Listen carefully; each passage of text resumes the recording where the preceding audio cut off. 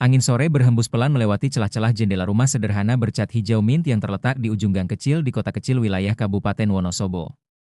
Daun-daun pisang di belakang rumah berisik ditiup angin, menambah suasana syahdu. Rumah itu dihuni oleh keluarga kecil yang selama ini dikenal sebagai keluarga panutan.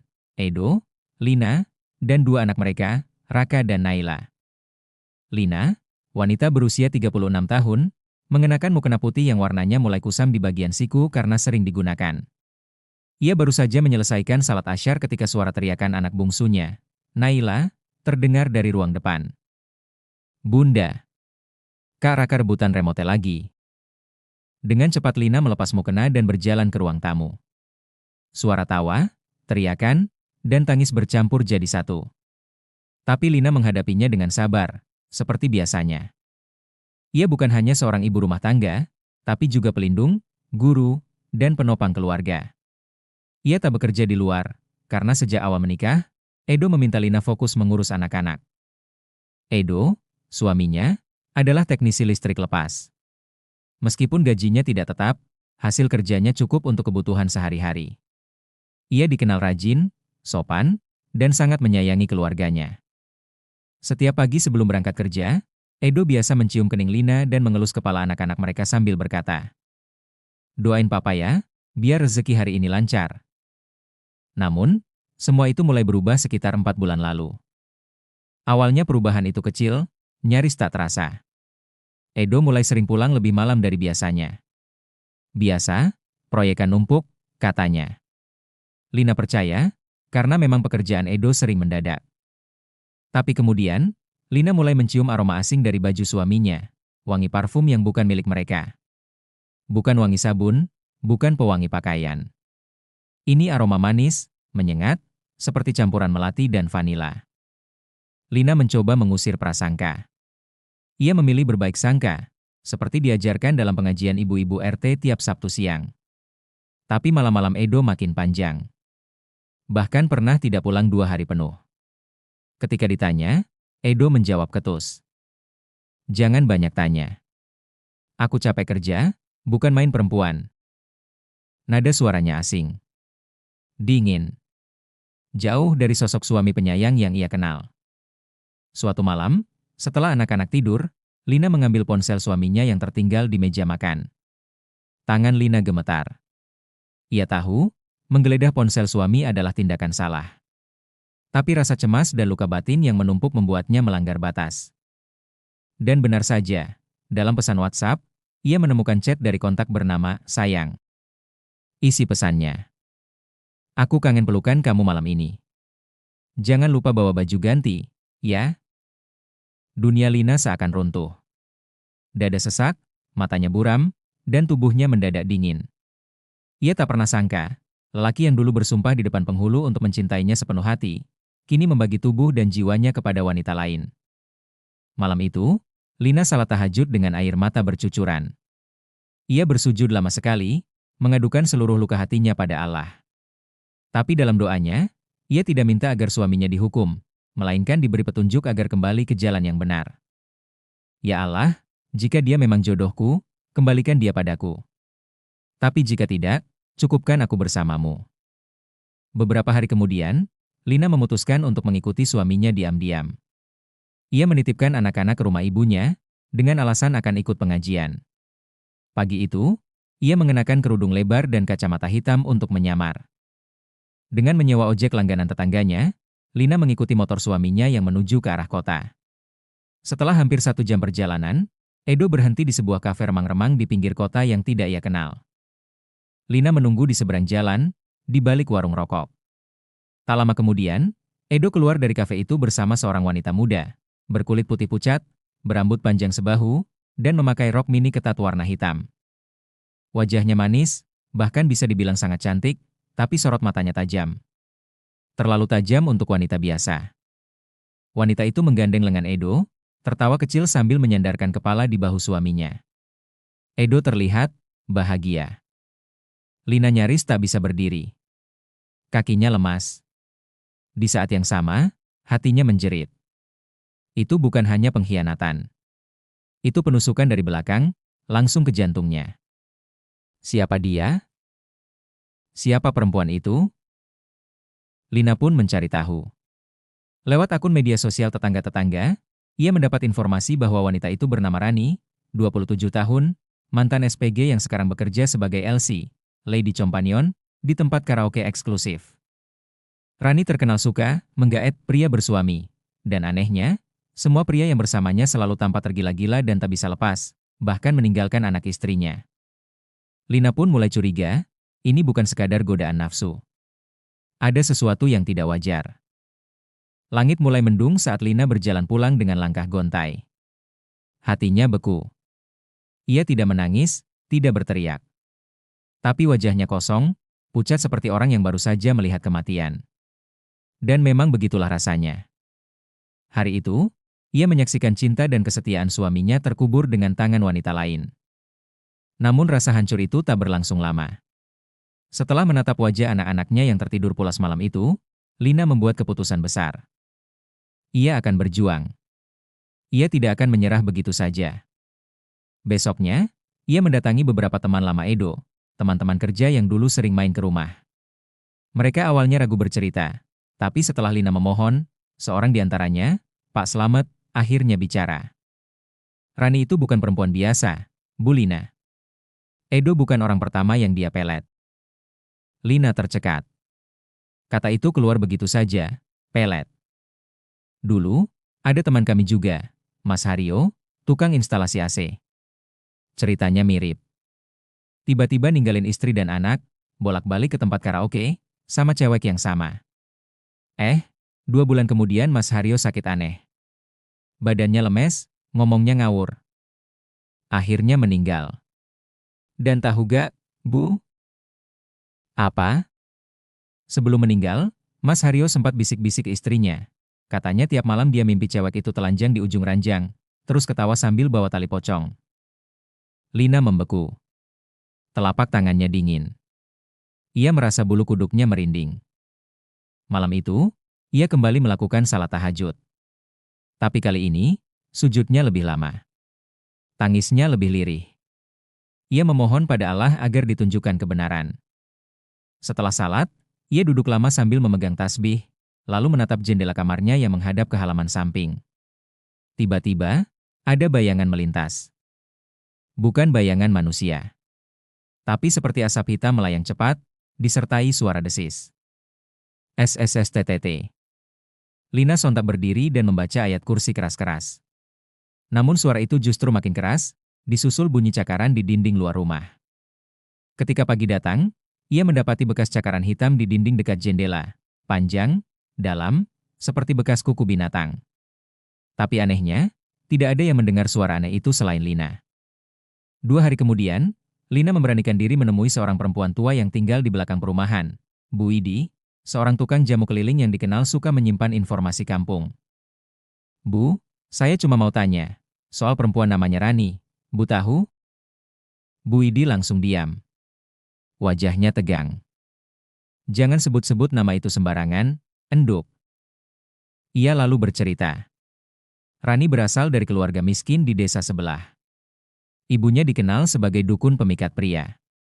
Sejak kecil, Rani sudah dibawa ke tempat-tempat gelap, kuburan, sungai keramat, bahkan kamar mayat. Pada usia 18, ia dimandikan dengan air bunga 7 rupa yang dicampur air kembang dari jenazah perawan bunuh diri.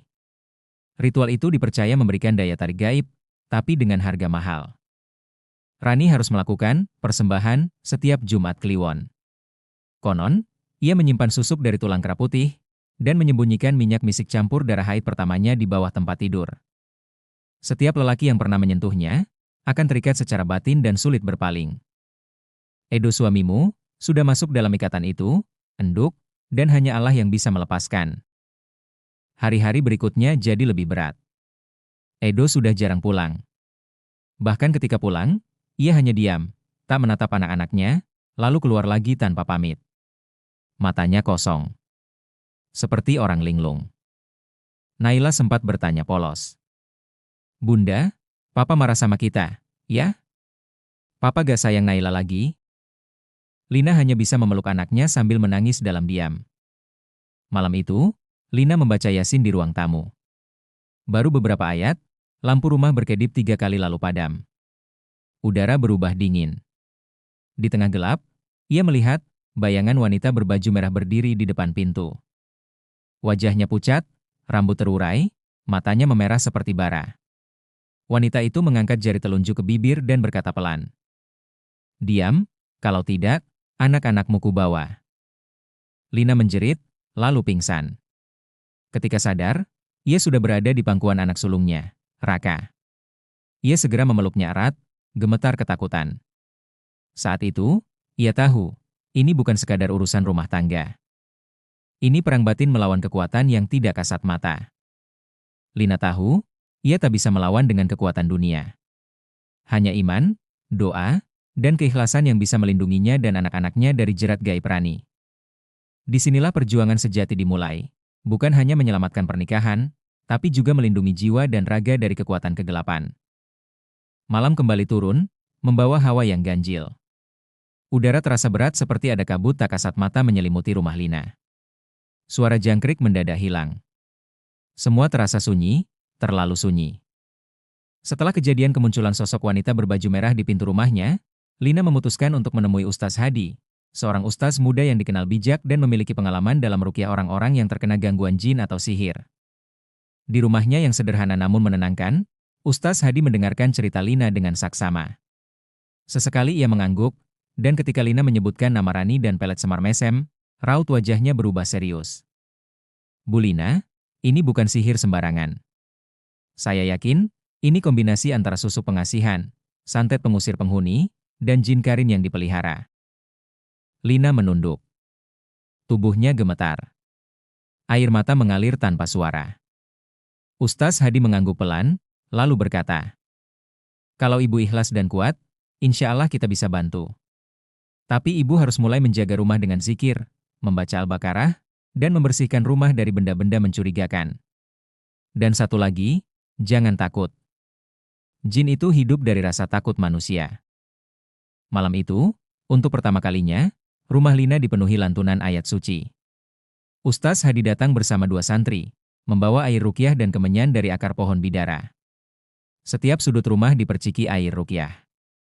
Lantai dilap menggunakan air yang sudah dibacakan doa, dan di setiap pintu dan jendela ditempelkan kertas kecil bertuliskan ayat kursi dan Al-Mu'awwidzat, Al-Falaq dan An-Nas.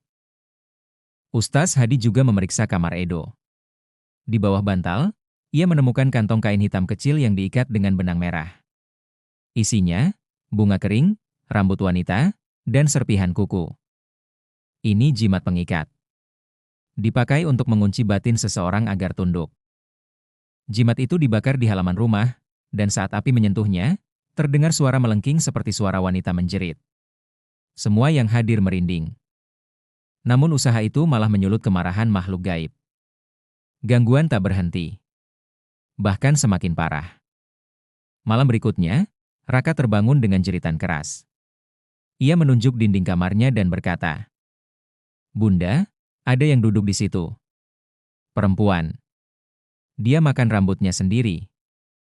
Tubuh Raka panas tinggi. Saat Lina membacakan doa di telinganya, Raka muntah darah bercampur serpihan hitam seperti arang. Naila pun mulai berbicara aneh. Ia sering tertawa sendiri sambil menyanyikan lagu yang tidak pernah diajarkan siapapun. Tali pocong tali cinta. Rani datang bawa luka. Lina merasa seperti hidup dalam mimpi buruk. Tak ada malam tanpa jeritan. Tak ada pagi tanpa kelelahan. Bahkan siang hari pun terasa mencekam. Suatu ketika, Lina mendapati ayam peliharaan tetangganya mati dengan mata tercongkel, tepat di depan pintu rumahnya. Di sebelah bangkai ayam, ada seikat bunga melati kering dan lembaran kertas bertuliskan huruf-huruf aneh. 3 hari kemudian, Edo tiba-tiba pulang. Tapi bukan Edo yang Lina kenal. Wajahnya pucat, matanya sayu, dan kulitnya tampak kebiruan. Ia tidak bicara sepatah kata pun. Ia hanya duduk di kursi tamu, menatap kosong ke arah dinding. Lina mencoba menyentuh bahunya.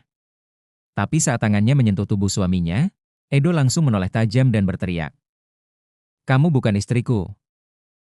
Pergi." "Rani istriku." Anak-anak ketakutan. Edo meronta, menendang meja, memecahkan kaca hias. Matanya berubah merah, Dan dari mulutnya keluar suara dua lapis, suara Edo dan satu suara asing, berat dan serak seperti makhluk tua. Ustaz Hadi segera dipanggil. Saat rukyah dimulai, tubuh Edo mengejang. Ia tertawa keras, lalu menangis, lalu tertawa lagi. Suara yang keluar dari mulutnya bukan miliknya.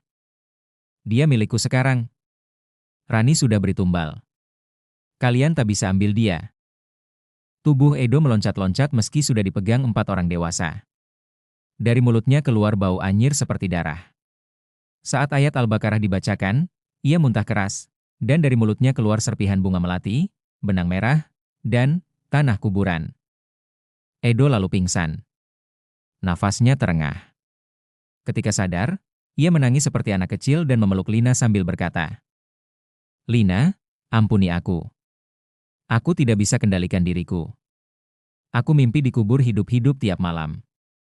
Aku mendengar suara Rani terus di telingaku. Tapi wajahnya bukan wajah manusia. Dia, seperti mayat."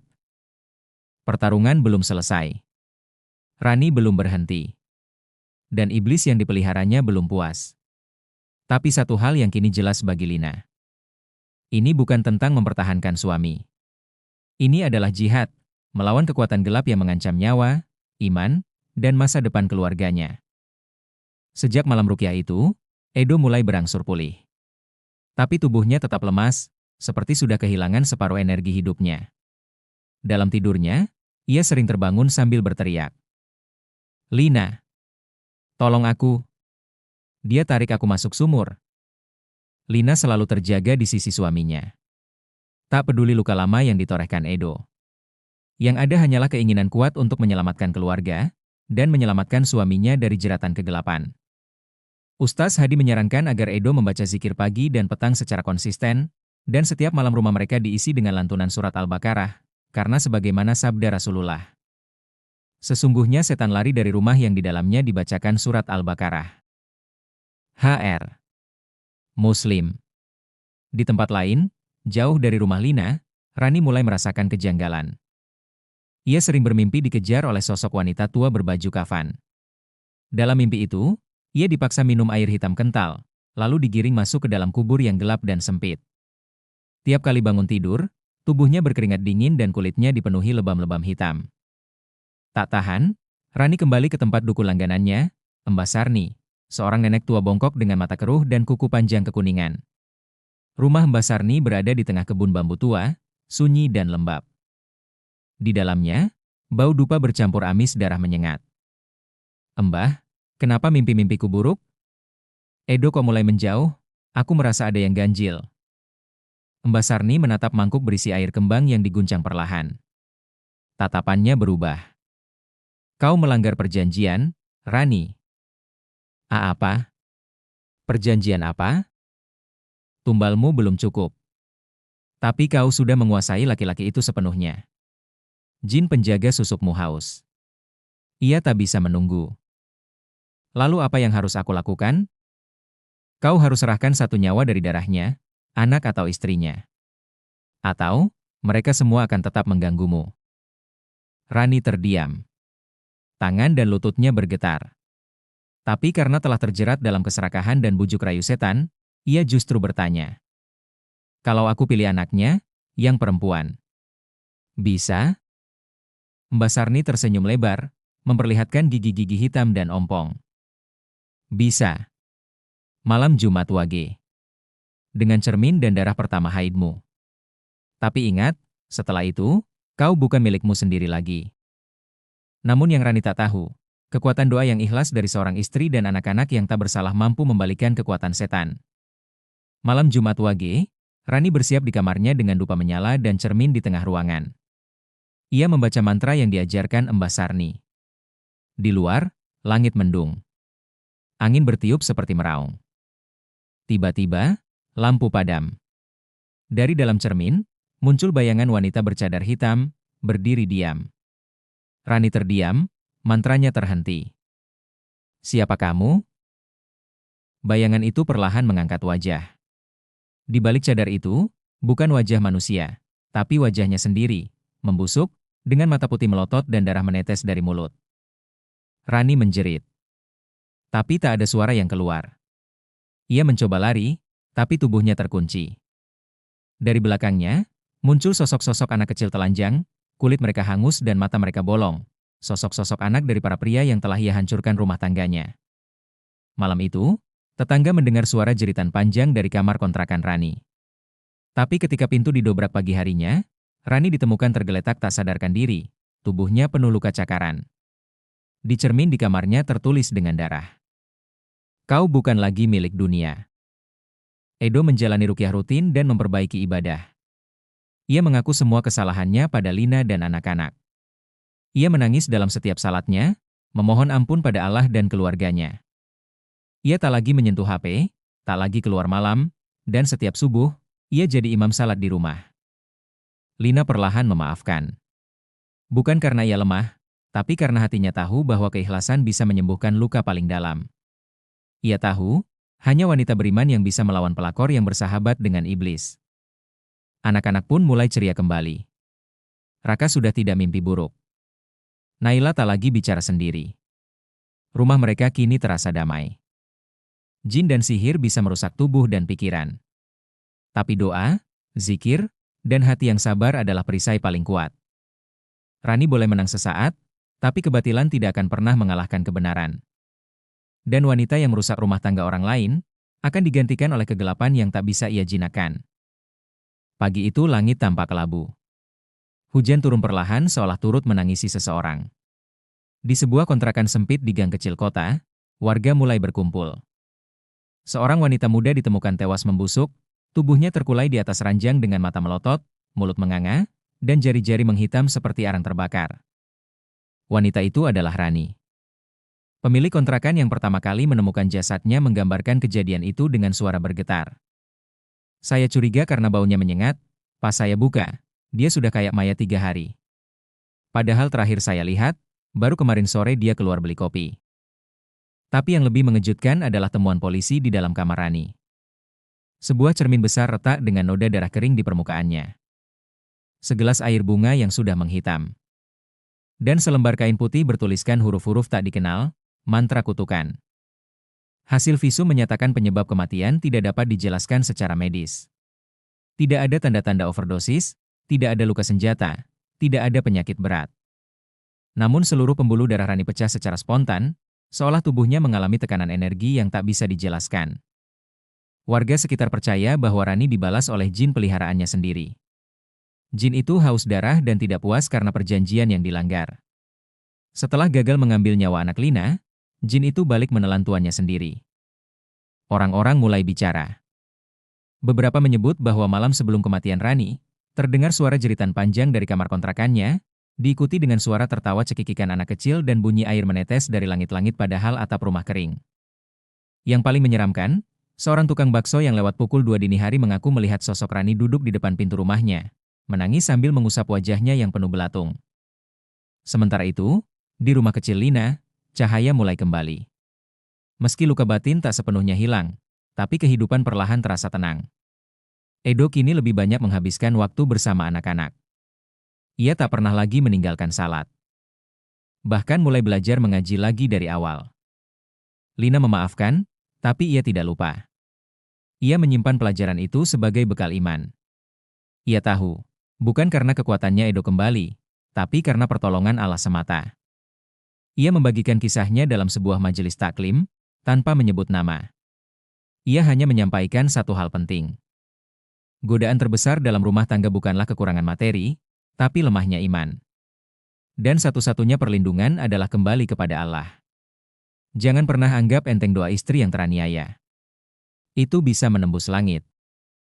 Beberapa bulan setelah kematian Rani, seorang santri datang ke rumah Lina, membawa sepucuk surat yang ia temukan saat membersihkan bekas kontrakan tempat Rani tinggal. Surat itu ditulis dengan tulisan tangan berantakan. Di dalamnya tertulis, "Aku tidak tahu siapa diriku lagi. Setiap malam aku bermimpi dikuliti. Aku sudah terlalu jauh masuk. Aku ingin keluar, tapi iblis itu terus memanggil namaku.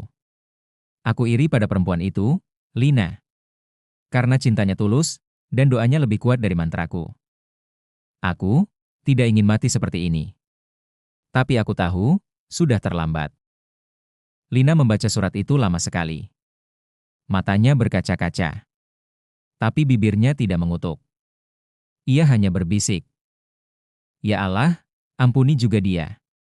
Meski dia menyakitiku, mungkin dia juga korban dari lingkaran setan yang lebih dalam. Jangan bermain dengan api, jika tak sanggup menanggung panasnya. Ilmu hitam, pelet, susuk, dan pesugihan bukan hanya perbuatan syirik, tapi jalan menuju kehancuran. Dalam rumah tangga, bila ada masalah, kembalilah kepada komunikasi, kesabaran, dan iman, bukan pada dukun, mantra, atau pelarian syahwat.